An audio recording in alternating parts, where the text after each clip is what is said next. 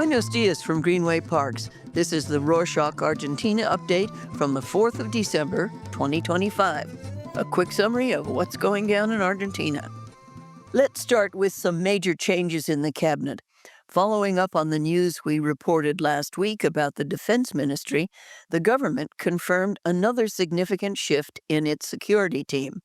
Patricia Bullrich stepped down as security minister to take her seat in the Senate. To replace her, the administration appointed Alejandra Monte Oliva, who has experience in security management in Colombia and Honduras. She will now lead the charge on the government's hardline policies against organized crime. Before leaving, Bullrich made one final move by presenting a reform to the Penal Code.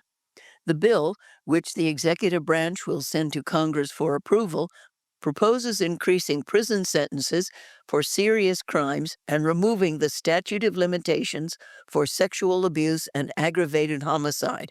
It also aims to eliminate the revolving door of justice by ensuring that repeat offenders serve their full time without the possibility of early release or parole. Still on legislation updates, Congress is gearing up for a very busy December. President Milei is expected to call for extraordinary sessions starting around the 10th of December to push through two main pieces of legislation, the 2026 budget and a sweeping labor reform. The labor bill aims to modernize work regulations, including changes to the severance pay system and trial periods. However, unions are already pushing back, warning that they won't accept any changes that strip away workers' rights. The administration hopes to get these approved before the year ends to set the stage for the economic plan of 2026. Shifting the economy and your finances, you should brace for impact because the cost of living is climbing again. The government officialized new price hikes for electricity, gas, and transport in the Buenos Aires metropolitan area starting this month to keep up with inflation. And that's not all. Officials also announced a drastic overhaul of the subsidy scheme, set to kick in on the 1st of January 2026. The current tiered system will be replaced by a binary one. Households either get the subsidy or they don't.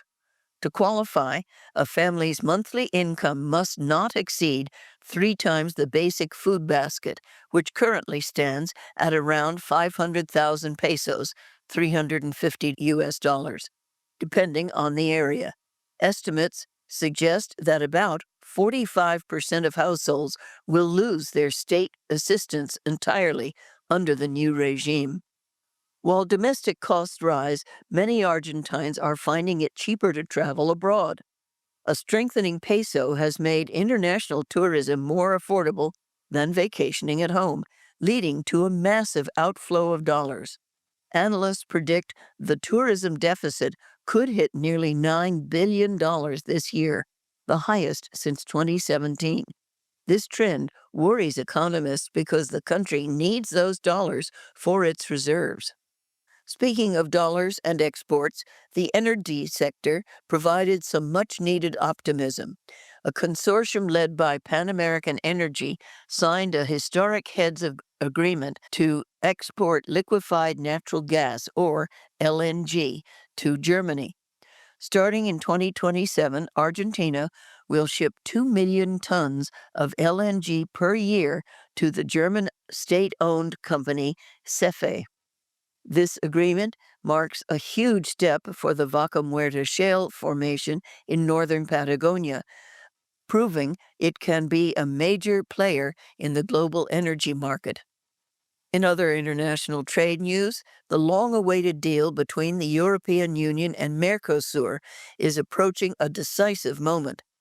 Reports suggest the EU will vote on the agreement in mid-December. France remains the biggest opponent due to pressure from its farmers, but Germany and Spain are pushing hard to get it across the line. If it passes, it would open up European markets for South American agricultural products, though ratification would still take time. Back on the domestic front, the railway system is flashing warning lights. Despite declaring a railway emergency earlier this year to free up funds for repairs, the government has executed only 20% of the allocated budget. Passengers are dealing with slower trains, cancellations, and deteriorating stations. Unions and experts warn that the lack of investment is pushing the system to the brink of collapse, drawing uncomfortable comparisons to the privatization era of the 90s. In contrast to the trains, the state-owned airline is expanding. Aerolíneas Argentinas announced plans to add 18 new planes to its fleet over the next few years. The company says it will fund this $65 million investment with its own profits. This comes as a surprise to some, given that the government has previously expressed a desire to privatize the carrier. Meanwhile, the education sector is facing severe cuts. A new report by the Civil Association for Equality and Justice reveals that the national education budget for 2025 has fallen to its lowest level in real terms since 2006.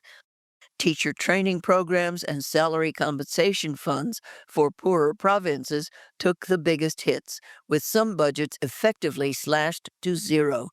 Experts warn that spending is drifting to below the legally required 6% of GDP, and the draft budget for 2026 even proposes repealing that funding target entirely. Changing gears to international diplomacy, the government has high hopes for one of its top officials. Argentina officially nominated Rafael Grossi, the current head of the International Atomic Energy Agency, for the position of United Nations Secretary General. Grossi is a diplomat with a long career in nuclear nonproliferation and disarmament. If successful, he would take office for the 2027 term. On a concerning note regarding public health, a nonprofit organization warned that HIV infection rates are rising. The group Fundamind reported that diagnoses are happening at later stages and that other sexually transmitted infections like syphilis are also surging. The report links this trend to a 44% drop in the state distribution of condoms and testing kits this year.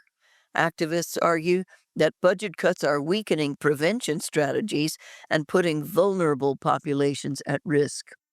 Now let's talk about the controversy shaking up Argentine football. It all started when the Argentine Football Association, or AFA, suddenly decided to invent a new title called Champion of the League and award it to the Rosario Central team. This trophy wasn't in the original rules, but AFA decided to grant it because Central had the most points in the annual table. This arbitrary decision sparked outrage among other clubs and fans, but things got heated on the pitch. During a match between Estudiantes de La Plata and Rosario Central, the Estudiantes players refused to participate in the traditional salute to the champions. In response, the AFA disciplinary tribunal came down hard. They banned Juan Sebastián Verón, Estudiantes president and vocal critic of the AFA leadership, from all football-related activities for 6 months. They also sanctioned the players and stripped the team captain of his armband, escalating the political war within the sport.